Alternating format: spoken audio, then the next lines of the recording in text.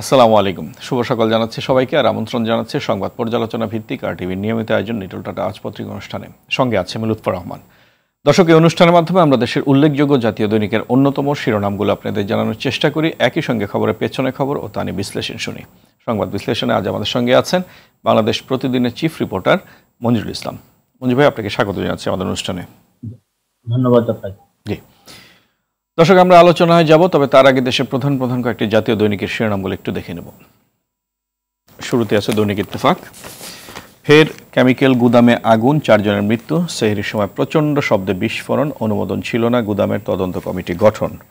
নিচে আছে ফতুল্লায় গ্যাসের চুলার পাইপলাইনে বিস্ফোরণ, নারী ও শিশুসহ দগ্ধ 11। তার নিচে আছে আবারও করোনায় আক্রান্ত ও মৃত্যুতে ভারতের রেকর্ড। অক্সিজেন সংকটে চাপে নরেন্দ্র মোদী, দিল্লিতে শ্মশানে সংকুলান হচ্ছে না। সমকাল বলছে ঝুঁকি নিয়েই খুলছে দোকান, শপিং মল, স্বাস্থ্যবিধিতে গুরুত্ব। রোববার থেকে 10টা 5টা পর্যন্ত খোলা থাকবে, 28 এপ্রিলের পর শিথিল হতে পারে বিধিনিষেধ। ডানে আছে আরও 23 মামলায় শোন অ্যারেস্ট হচ্ছেন মামুনুল। বাদিকে নিচে আছে সীমান্তে সেতু বানাতে চায় ভারত, জাতীয় নিরাপত্তার প্রশ্নে দ্বিধায় বাংলাদেশ। প্রথম আলো, চালের মজুদ 13 বছরের সর্বনিম্ন, খাদ্য নিরাপত্তা, করোনাকালে দারিদ্র্য বেড়েছে, নিত্যপণ্যের দাম চড়া, এমন সময়ে সরকারের কাছে পর্যাপ্ত চাল নেই। ডানে আছে টিকা উৎপাদনে সক্ষমতা বাংলাদেশেরই ছিল, জনস্বাস্থ্য ইনস্টিটিউট। টিকার চাহিদা এখন বিশ্বব্যাপী, দেশেই টিকা উৎপাদনের জন্য প্রতিষ্ঠান গড়ে তোলা দরকার। পেছনে আছে এবার ঢাকামুখী মানুষ, 2 ঘাটে ভিড়, 2 নৌপথ। ফেরি বেশি চলায় দক্ষিণ ও দক্ষিণ পশ্চিমাঞ্চলের মানুষ বেশি ভিড় করছে শিমুলিয়া বাংলাবাজার নৌপথে। কালের কণ্ঠ, আসলামের চাঁদার হাটের দখল নিতে মুখোমুখি 3 গ্রুপ, চাঁদা বাণিজ্যের নিয়ন্ত্রণ হাতছাড়া করতে রাজি নয় আসলামের পরিবার। এতদিন যারা আসলাম বিরোধী ছিলেন, চাঁদার বাণিজ্য দখল নিতে তৎপর হয়েছেন তারাও, রক্তক্ষয়ী সংঘর্ষের আশঙ্কা। তার নিচে আছে মৃত্যু শনাক্ত 2টি কমেছে, 10 দিন পরে মৃত্যু 90-এর নিচে, শনাক্ত 3629। তার নিচে আছে একটি বক্স নিউজ, আজও বঞ্চিত ক্ষতিগ্রস্তরা। রানা প্লাজা ট্র্যাজেডির 8 বছর, হাইকোর্টের রুলের নিষ্পত্তি হয়নি। পেছনে আছে বাংলাদেশ থেকে এবারও হজে যাওয়া অনিশ্চিত, অপেক্ষা সৌদি আরবের সিদ্ধান্তের। যুগান্তর বলছে ঘটনা ঘটলেই লোক দেখানো দৌড়ঝাঁপ কর্তৃপক্ষের, 10 বছরে সরানো হয়নি রাসায়নিক গুদাম, পুরান ঢাকার আতঙ্ক 2000 গুদাম কারখানা। পেছনে আছে তাণ্ডবকারীদের বিচার চেয়ে হেফাজত নেতার পদত্যাগ। হাইলাইটসে বলা আছে ব্রাহ্মণবাড়িয়া ও ফরিদপুরে গ্রেপ্তার আরও 11, খালেদ সাইফুল্লাহ আইয়ুবী সহ 2 নেতা রিমান্ডে, হাটহাজারীতে 2টি মামলার তদন্তে পিবিআই। দেশ রূপান্তর, মার্কেট খোলার ঘোষণা, গণপরিবহন চালুর চাপ, 10 কাল থেকে স্বাস্থ্যবিধি মেনে সকাল 10টা 5টা দোকান খোলা, 29 এপ্রিল থেকে শিথিল হচ্ছে বিধিনিষেধ, পায়ে হেঁটে কর্মস্থলে আসছে মানুষ, গণপরিবহন খোলার দাবি মালিকদের, সরকারের এই সিদ্ধান্ত ঝুঁকি বাড়াতে পারে। নিচে আছে ভারতের অনেক হাসপাতালে অক্সিজেনের জন্য হাহাকার, একদিনে 3,32,000 শনাক্ত, মৃত্যু 2,256। দিল্লির হাসপাতালে 25 রোগীর মৃত্যু, আকাশপথে অক্সিজেন সরবরাহের আর্জি। সবশেষে the Daily Star, lockdown now in reverse gear, shops malls open tomorrow, transport owners want to resume bus service after April 28 if government permits. তার নিচে আছে flights to Middle East, sky high airfare adds to migrant workers woes. Manju ভাই, সবসময় আমরা corona দিয়ে শুরু করি, আজকেও করোনা প্রসঙ্গটি নিশ্চয়ই আমরা আলোচনায় আনবো, তবে তার আগে আমরা গত রাতে ঢাকার আরমানিটোলায়, পুরান ঢাকার আরমানিটোলায় যে একটা অগ্নিকাণ্ড ঘটে গেল, ফের কেমিক্যাল গুদামে আগুন, 4 জনের মৃত্যু। সেহরির সময় প্রচণ্ড শব্দে বিস্ফোরণ, অনুমোদন ছিল না, গুদামের তদন্ত কমিটি গঠন, যেটা সবসময় হয় দৈনিক ইত্তেফাক বলছে। আর যুগান্তর বলছে যেটি যে ঘটনা ঘটলেই লোক দেখানো দৌড়ঝাঁপ কর্তৃপক্ষের, 10 বছরেও সরানো হয়নি রাসায়নিক গুদাম, পুরান ঢাকায় আতঙ্ক 2000 গুদাম কারখানা। আসলে কিন্তু তাই, নিমতলি মানে পরপর তো অনেকগুলো ঘটনা ঘটে গেল, কিন্তু আসলে ওই যে কয়েকদিন একটু দৌড়ঝাঁপ হয়, তারপরে কিন্তু সেই হ্যাঁ জি, আসলে বিষয়টা খুব দুঃখজনক। এরকম দুঃখজনক ঘটনা আমরা 2010-এও দেখলাম, 2019-এ দেখলাম এবং কালকেও আমরা দেখলাম। এবং দেখেন যে সময়ে নিমতলীতে ঘটনাটা ঘটলো, মানুষ পুরো অঙ্গার হয়ে গেল। কি ভয়াবহ দৃশ্য! কয়েকজন 3জন মেয়েকে প্রধানমন্ত্রী কন্যার মর্যাদা দিয়ে আশ্রয় দিলেন, গ্রহণ করলেন। তারপরে চুরিহাট্টায় ঘটনাটা ঘটলো, 71 জন মানুষ মারা গেল। কালকে 4 জন মানুষ মারা গেল এবং যারা অগ্নিদগ্ধ আছে তাদের আরো 4 জনের অবস্থা আশঙ্কাজনক এই পর্যন্ত, যেটা আমরা জানতে পারলাম। এই ঘটনায় শুধু যে আপনার সিটি কর্পোরেশন বা আমাদের সরকার বা প্রশাসন দায়ী, আমি একপক্ষভাবে তাদের বলবো না। যে মানুষগুলা দেখছে চোখের সামনে যে এই আবাসিক এলাকায় ব্যবসা করলে এরকম একটা ঘটনা ঘটতে পারে, সেই মানুষগুলা কতটা অমানবিক যে এই ঘটনা ঘটার পরপর 2টা ঘটনা ঘটার পরেও ট্রেড লাইসেন্স নাই, ব্যবসার পারমিশন নাই, তারপরে একটা ভবনের মধ্যে তারা ব্যবসা করছে। কতটা নিষ্ঠুর, কতটা অমানবিক হলে যেটা সম্ভব। আর সরকারের পক্ষ থেকে তদন্ত কমিটি দৌড়ঝাঁপ, এটা তো খুব স্বাভাবিক। স্বাভাবিক এই জন্য বাংলাদেশের যে কোনো ঘটনা ঘটার পরেই একটু দৌড়ঝাঁপ হয়, একটা তদন্ত কমিটি হবে। সেই তদন্ত কমিটি 8 দিন 10 দিন পরে একটা তদন্ত রিপোর্ট দিবে। তদন্ত রিপোর্ট দেওয়ার পরে সেটা নিয়ে কি করবে সেটা নিয়ে একটা বৈঠক হবে। বৈঠক হওয়ার পরে সেইটা প্রথম বৈঠকের পরে 1 মাস 1.5 মাস পরে দ্বিতীয় বৈঠক হবে। দ্বিতীয় বৈঠক হওয়ার পরে আবার 3 মাস সময় যাবে একটা তৃতীয় বৈঠক করার। তৃতীয় বৈঠকের পরে দেখা যাবে যে যিনি প্রিজাইড করবেন বৈঠকের তিনি অসুস্থ বা তিনি অন্য কাজে ব্যস্ত, সেই বৈঠকটা হবে না, তার ওই পর্যন্ত শেষ হয়ে গেল। কেমিক্যাল ইন্ডাস্ট্রি, কেমিক্যাল গোডাউন সরায় নেওয়ার জন্য একটা জায়গা দেওয়া হয়েছে কিন্তু ব্যবসায়ীদের, কিন্তু সেই ব্যবসায়ীরা ওই জায়গায় যাচ্ছে না।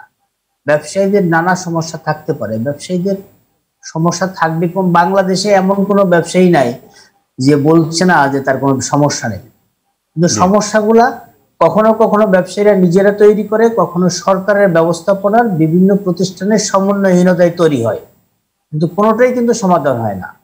চুরিহাট্টা থেকে শুরু করে নিমতলী থেকে শুরু করে কালকের ঘটনায় এই যে কেমিক্যাল ইন্ডাস্ট্রি নিয়ে কেমিক্যাল ব্যবসায়ীদের যে সমস্যা, সেই সমস্যাগুলো সমাধানের জন্য কার্যকর কোনো উদ্যোগ নেওয়া হয়নি।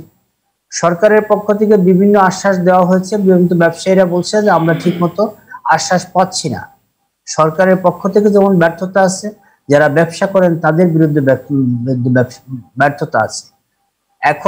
এখনই সময়, এতগুলা মানুষ মারা যাওয়ার পরে, এতগুলা মানুষ পুরো অঙ্গার হয়ে যাওয়ার পরে এখনই সময় কিন্তু এই ব্যাপারে নিষ্ঠুর সিদ্ধান্ত নেওয়ার।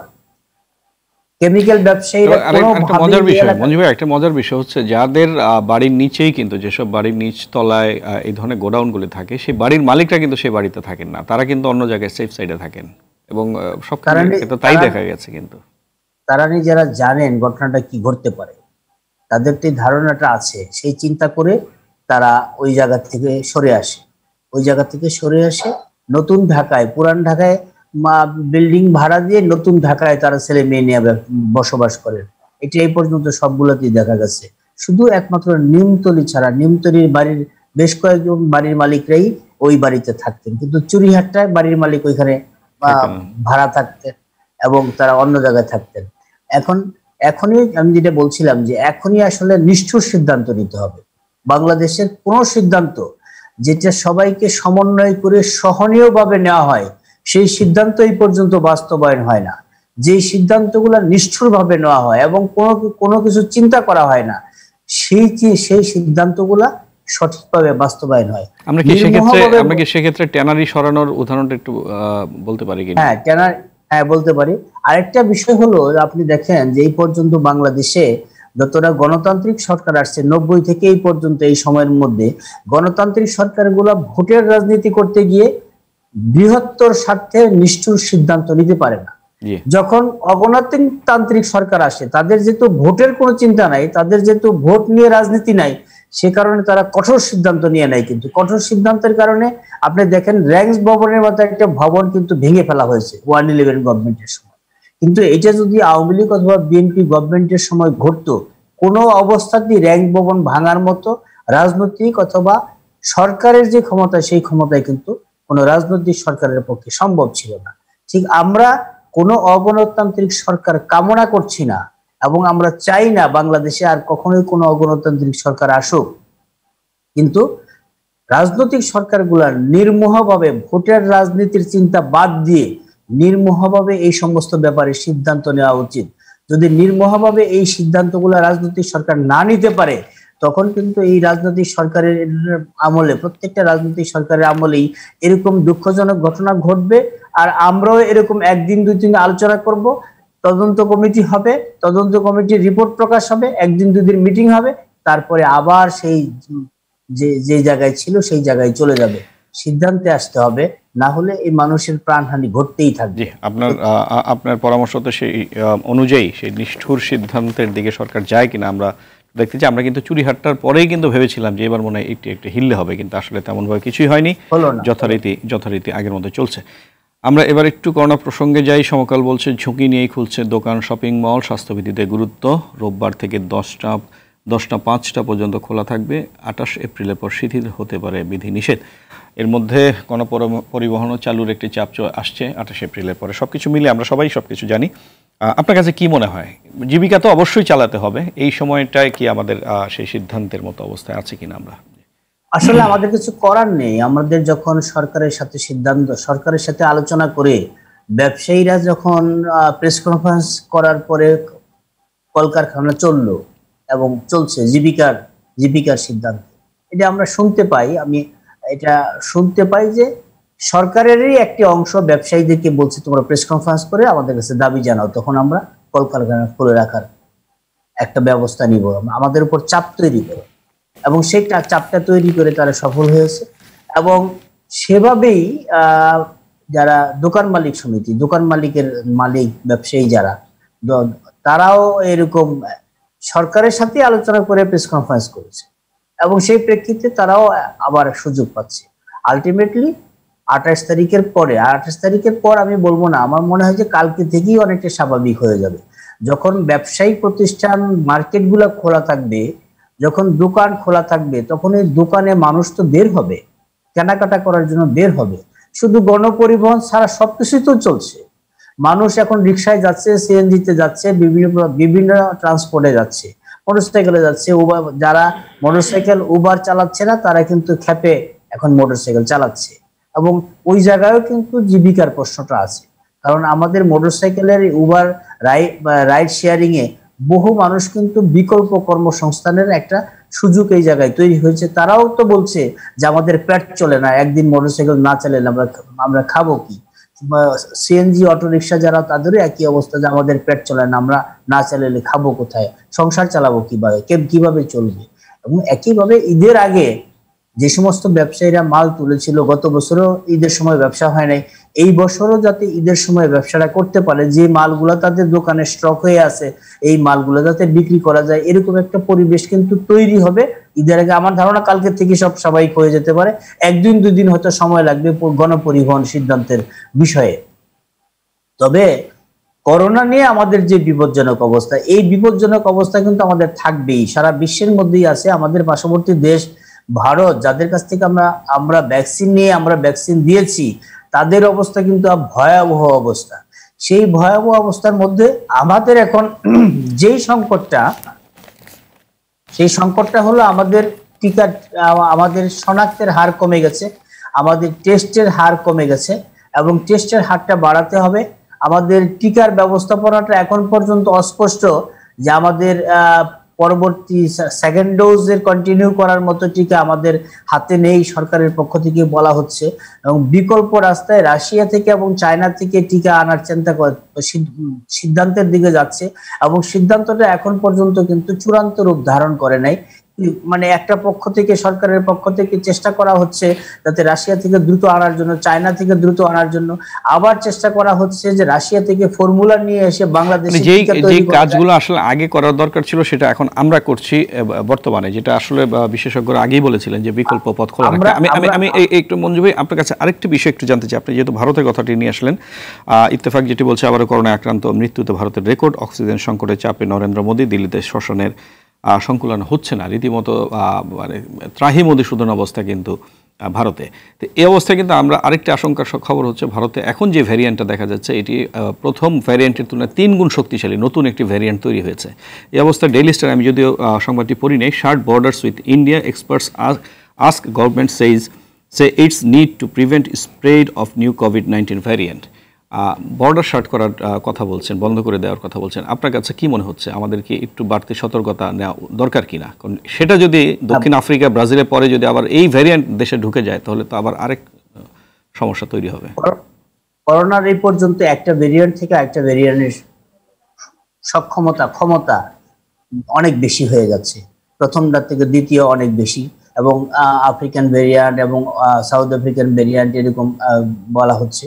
ভারতের যেটা এটা কিন্তু খুব খুব ভয়াবহ। তারপরেও আমাদের কিন্তু বেনাপোল থেকে লোক ঢুকতেছে, বিভিন্ন পোর্ট থেকে লোক ঢুকতেছে। বেনাপোলে প্রায় 28 না 29 জনের এরকম কোভিড আক্রান্ত ধরা পড়েছে। তাদেরকে কিভাবে রাখা হয়েছে ঠিক আমি জানি না। তো এই মুহূর্তে বাংলাদেশের সাথে ইন্ডিয়ার বর্ডারের যে অবস্থা, তাতে কিন্তু অনেক জায়গায় আছে যেখানে নিজেরা এরকম হাঁটা চলা করে বর্ডার ক্রস করা যায়, কিন্তু সেই জায়গাটায় পোর্টে না হয়, যে সমস্ত জায়গায় পোর্ট আছে, স্থল বন্দর অথবা অন্য অন্য বন্দর যে জায়গায় আছে, সেই জায়গায় না হয় বন্ধ করতে পারলেন, এবং অন্যান্য জায়গাও সিল করা বাংলাদেশের জন্য বা ভারতের জন্য খুব ডিফিকাল্ট। তবে আমাদের সতর্ক হওয়া উচিত, ভারত থেকে যারা আসবে অথবা বাংলাদেশ থেকে যারা ভারতে যাবে সেই জায়গাটায় যেন অত্যন্ত সতর্কতার সাথে আমরা এই কাজটা করতে পারি। সেটা বর্ডার সিল করেও হতে পারে, বর্ডার সিল না করে যারা আসবে অথবা যাবে তাদেরকে চেক করে এবং তাদেরকে মানে একদম শতভাগ সরকারি ব্যবস্থাপনায় কোয়ারেন্টাইন রাখার ব্যবস্থা করতে হবে, এবং এই ভেরিয়েন্ট যাতে বাংলাদেশে স্প্রেড না করে সেই জায়গায় সেইভাবে চিন্তা করতে হবে। তবে বাংলাদেশের সাথে ভারতের এই আসা যাওয়া এবং বিভিন্ন সম্পর্ক, আমদানি রপ্তানির যে সম্পর্ক, তাতে বাংলাদেশে ভারতের এই ভেরিয়েন্ট স্প্রেড করবে না অথবা আসবে না এরকম আমি মনে করছি না। আমি যথেষ্ট আশঙ্কা আছে এই ভেরিয়েন্ট বাংলাদেশে আঘাত করার। যদিও বাংলাদেশে ভারতের এই ভেরিয়েন্ট আঘাত করে, তবে কিন্তু সেটা সাংঘাতিক রকম একটা বড় মর্মান্তিক খবর হবে। কারণ এই ভেরিয়েন্টে বাংলাদেশে এখনকার যে প্রায় গড়ে গত কয়েকদিনে 90 জনের মতো প্রাণহানি ঘটছে, পরবর্তী ভেরিয়েন্ট যদি আসে সেইটার যে ব্যবস্থাপনা, সেই ব্যবস্থাপনা কুড়ে ওঠা আমাদের পক্ষে সম্ভব না। আমাদের হাসপাতাল ব্যবস্থাপনা, হাসপাতাল বাড়তেছে, কিন্তু কত বাড়ানো যাবে সেই প্রশ্নটা কিন্তু সরকারের পক্ষ থেকে ইতিমধ্যেই স্বাস্থ্যমন্ত্রী করে ফেলেছেন, যে আমাদের হাসপাতাল বাড়বে, কিন্তু আমরা কত বাড়াতে পারবো, কত আমাদের সক্ষমতা আসবে। একটা পর্যায়ে সরকার হয়তো বলবে আমাদের পক্ষে আর হাসপাতাল বাড়ানো সম্ভব না, এবং সেই ঘোষণাটা আশাটা খুব বেশি দূরে মনে হচ্ছে না আমার। সেই কারণে প্রত্যেকে ব্যক্তিগতভাবে পর্যায় থেকে শুরু করে ব্যক্তি, পরিবার, সমাজ, প্রত্যেকের ধাপে আমাদের সতর্ক হতে হবে। এই অবস্থায় করোনা পরিস্থিতি মোকাবেলা করার জন্য শুধু সরকারের উপর নির্ভর করলে আমরা ধ্বংস হয়ে যাব। আমরা ব্যক্তি যারা বাইরে বের হয়ে বিভিন্ন কারণে যাদেরকে বাইরে বের হতে হচ্ছে, আমরা প্রত্যেকেই যদি সামাজিক দূরত্ব মেইনটেইন, আমরা যদি মাস্ক ব্যবহার করি। কথার যে বটম লাইনটা পাওয়া গেল সেটি হচ্ছে আসলে যেহেতু আমাদের দেশে অলরেডি সাউথ আফ্রিকান ভ্যারিয়েন্ট চলে আসছে, ইংল্যান্ডে ভ্যারিয়েন্ট চলে আসছে, ভারতীয় ভ্যারিয়েন্ট আটকানো, আমার মনে হয় এই ইতিমধ্যে এটা বাংলাদেশে ঢুকে গেছে। অবশ্যই যেভাবে আমাদের চলাচল, আমার ধারণা, জি, সেক্ষেত্রে ব্যক্তি পর্যায়ে সচেতনতা ছাড়া এবং স্বাস্থ্যবিধি কঠোরভাবে পালন করা ছাড়া আসলে আমাদের কোনো সামনে উপায় নেই। কারণ সরকারের একটা সময় আসলেই কিছু করার থাকবে না, কারণ সরকার কত করবে, কোটি কোটি মানুষকে আসলে কি করা যায়। জি, বিরতি নেই, তারপরে আপনার কাছে আবারও ফিরে আসছি মঞ্জু ভাই। দর্শক, সময় হলো একটি বিরতির, আরও আলোচনা নিয়ে ফিরছি একটু পরেই, আশা করি আমাদের সঙ্গেই থাকবেন।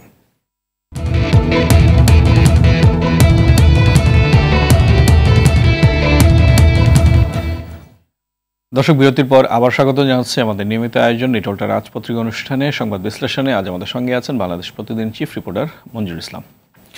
মঞ্জু ভাই, আপনি আলোচনায় টিকা প্রসঙ্গটি এনেছিলেন, আমরা একটু টিকা প্রসঙ্গটি আলাদা করে একটু আলোচনা করতে চাই। প্রথম আলো যেটি বলছে, টিকা উৎপাদনের সক্ষমতা বাংলাদেশেরই ছিল, টিকার চাহিদা এখন বিশ্বব্যাপী, দেশেই টিকা উৎপাদনের জন্য প্রতিষ্ঠান গড়ে তোলা দরকার। যেটা আমরা আগেও বলেছিলাম যে শুধুমাত্র একটি সোর্স থেকে সোর্সের উপর ডিপেন্ড না করে আমরা একটু ভিন্ন সোর্সগুলো আমরা খতিয়ে দেখতে পারতাম কিনা, এটি একটি বিষয়। আরেকটা হচ্ছে বাংলাদেশের নিজস্ব একটি ব্র্যান্ডও কিন্তু ছিল, বঙ্গোভ্যাক্স, সেটা নিয়েও অনেক পরে কিন্তু আমরা তৎপর হয়েছি যখন দেখেছি যে আমাদের নানা ধরনের সমস্যা তৈরি হচ্ছে।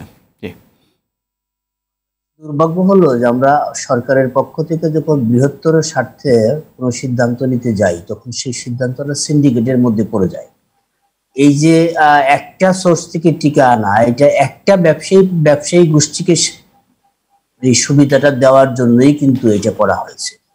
এটা ওপেন সিক্রেট বিষয়টা, কিন্তু সারা দেশের সাধারণ মানুষ থেকে শুরু করে সরকারের শীর্ষ পর্যায়ে পর্যন্ত সবাই জানে যে একটা বিশেষ গোষ্ঠীকে, একটা বিশেষ প্রতিষ্ঠানকে, ব্যবসা গ্রুপকে এইটা দেওয়ার জন্য, সুবিধাটা দেওয়ার জন্য কিন্তু অন্য কোনো সোর্সকে আমরা কাজে লাগালাম না। এবং অন্য কোনো সোর্সকে বাংলাদেশে, যেমন ইন্ডিয়াতে যেই ভ্যাকসিনটা তারা তৈরি করছে, তারাও কিন্তু এই ভ্যাকসিনের ফর্মুলাটা নিয়ে আসছে, নিয়ে এসে ইন্ডিয়াতে তৈরি করছে। যাদের কাছ থেকে ইন্ডিয়া এই ফর্মুলাটা নিয়ে আসলো, তাদের কাছ থেকে কিন্তু বাংলাদেশও আনতে পারত।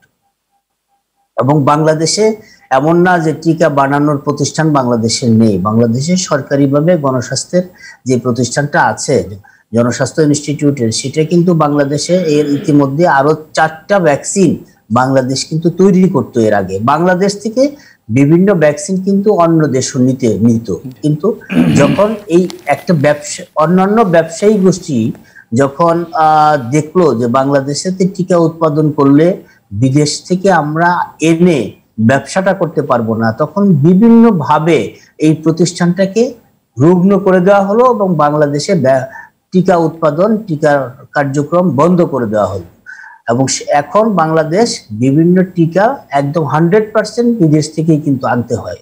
আমরা যদি এই প্রতিষ্ঠানটাকে, নিজেদের দেশকে, নিজেদের মানুষকে ভালোবেসে এই প্রতিষ্ঠানটাকে কাজে লাগিয়ে আমরা যদি নিজেরা আজকে টিকা উৎপাদন, ভ্যাকসিন উৎপাদন করার দিকে যেতাম, তবে আমাদের পর্যাপ্ত ভ্যাকসিন থাকতো এবং তার পাশাপাশি আমরা আশেপাশের দেশে কিন্তু এই টিকা তাদেরকে সহায়তা করে আমরা কিন্তু রাষ্ট্রীয়ভাবে এই ব্যবসাটা করতে পারতাম। আমরা ব্যক্তিকে ব্যবসা না দিয়ে রাষ্ট্র কিন্তু, সরকার কিন্তু এই ব্যবসাটা করতে পারত, যে আমাদের আশেপাশের দেশকে আমরা সহযোগিতার হাত বাড়িয়ে দিয়ে টিকাও দিতে পারতাম, ব্যবসাটাও করতে পারতাম। সেই কাজটা কিন্তু আমরা করিনি। আজকে এতগুলা দিন পার হয়ে যাওয়ার পরে, 1 বছরের বেশি সময় পার হওয়ার পরে, যখন আমাদের ভ্যাকসিনের অন্য সোর্সগুলা প্রায় বন্ধ, আমরা নতুন করে সেই সোর্সগুলোতে যখন যোগাযোগ শুরু করেছি, আমাদের দেশের বিভিন্ন মানুষ, বিভিন্ন প্রতিষ্ঠান যখন এগিয়ে আসছে, তাদেরকে যখন আমরা ইগনোর করেছি, তখন আমাদের মনে হলো যে এই কাজগুলো আমাদের করা ঠিক হয়নি। তারপরেও জানি না সেই সিন্ডিকেট থেকে আমরা বের হতে পারবো কিনা, কারণ যে সিন্ডিকেটের মাধ্যমে আমরা এই করোনা পরিস্থিতি মোকাবেলার জন্য চেষ্টা করছি, সেই সিন্ডিকেট তো অত্যন্ত শক্তিশালী সিন্ডিকেট। এই সিন্ডিকেট আমরা ভাঙতে পারবো কিনা জানি না। যদি ভাঙতে পারি এই সিন্ডিকেট, তবে সেটা দেশের জন্য কল্যাণকর, আর যদি ভাঙতে না পারি তবে সেটা দেশের জন্য অকল্যাণকর। এবং এই অকল্যাণ, আমাদের মানুষ মৃত্যু ছাড়া এই অকল্যাণের বিনিময়ে আর কিছু হবে না। তারপরেও বলবো, বাংলাদেশের যে প্রতিষ্ঠানগুলো আছে, এই প্রতিষ্ঠানগুলো কাজে লাগিয়ে, এখনো সময় আছে এই প্রতিষ্ঠানগুলো কাজে লাগিয়ে সামনের লসগুলো কমানো যায়। জি জি, আপনি ঠিক বলছেন। কারণ আমরা যদি আসলে এখন কিন্তু প্রমাণ হচ্ছে যারা টিকার 2টি ডোজ নিয়েছেন, তারা করোনায় আক্রান্ত হলেও তাদের স্বাস্থ্য ঝুঁকি কিন্তু অনেক অনেক কম থাকে। যে আমরা একেবারে শেষ মিনিটে দাঁড়িয়ে আছে মঞ্জু ভাই, আপনি সেই ভাগ্যবানদের একজন যে 2টি ডোজই পেয়েছেন, আমরা এখনো পাইনি, আমরা অপেক্ষায় আছি। যে আমরা শেষ মিনিটে দাঁড়িয়ে আছি। প্রথম আলো যেটি বলছে, চালের মজুদ 13 বছরের সর্বনিম্ন, করোনাকালে দারিদ্র্য বেড়েছে, নিত্যপণ্যের দাম চড়া, এমন সময় সরকারের কাছে পর্যাপ্ত চাল নেই। যদিও নতুন ধান কাটা হচ্ছে, আশা করা হচ্ছে যে আমরা হয়তো মজুরটা বাড়াতে পারবো, কিন্তু এই সিদ্ধান্তগুলি কেন সময় মতো আমরা নিতে পারি না? কেন আমাদের সর্বনিম্ন পর্যায়ে চলে আসে, তারপরে কেন আমাদেরকে নতুন করে, খুব ছোট করে? সিদ্ধান্ত কিন্তু আমাদের সরকারের উচ্চ পর্যায়ে নেওয়া হয়েছে অনেক আগে। মাননীয় প্রধানমন্ত্রী এটা গত আগস্ট মাসে সিদ্ধান্ত দিয়েছে, কিন্তু মন্ত্রণালয় সেই সিদ্ধান্ত বাস্তবায়ন করতে দেরি করেছে। ইভেন বেসরকারি পর্যায়ে অনুমোদন দিয়েছে মাত্র ফেব্রুয়ারি মাসে। গত আগস্টে মাননীয় প্রধানমন্ত্রী এই চালের সংকট হতে পারে এই আশঙ্কা করে সিদ্ধান্ত দেওয়ার পরে, সেই সিদ্ধান্ত বাস্তবায়ন করতে করতে ফেব্রুয়ারি পর্যন্ত আসবে কেন? সেই প্রশ্ন আজকে মন্ত্রণালয়কে করা উচিত, যে মন্ত্রণালয়ের মন্ত্রী সচিবরা সেই সিদ্ধান্ত নিতে এত দেরি করলো কেন? এনবিআর এর সাথে সমন্বয় করে সেই সিদ্ধান্তটা আগস্টের পরে, আগস্ট, সেপ্টেম্বর, অক্টোবর মধ্যে আমরা নিতে পারলাম না কেন? আমরা কেন সেটা নিতে পারলাম না কেন? আমরা আশা করব যে তাদের এই জবাবদিহিতার মধ্যে আনা হবে। আমরা জানি না আসলে সেটা হবে কিনা কিন্তু আমরা আশা রাখছি নিশ্চয়ই তাদেরকে সেই জবাবটা দিতে হবে এবং তারা সেক্ষেত্রে সেই বিষয়টি থেকে শিক্ষা নেবেন ভবিষ্যতে এমনটি যাতে আর না হয়। মঞ্জু ভাই অনেক অনেক ধন্যবাদ আপনাকে। আজকে আমাদের শেষ করতে হচ্ছে, ভবিষ্যতে নিশ্চয়ই আপনার সঙ্গে আবারও দেখা হবে, কথা হবে, সেই আশা রেখে শেষ করছি। ধন্যবাদ আপনাকে। দর্শক, নিটল টাটা আজ পত্রিকা অনুষ্ঠান এখানে শেষ করছি। অনুষ্ঠানটি সপ্তাহে প্রতিদিন সকাল 9:10 আপনারা দেখতে পান। দেখার আমন্ত্রণ রইল। করোনাকালে মাস্ক পরে শারীরিক দূরত্ব বজায় রেখে নিরাপদে থাকুন আর RTV সঙ্গেই থাকুন। ধন্যবাদ সবাইকে।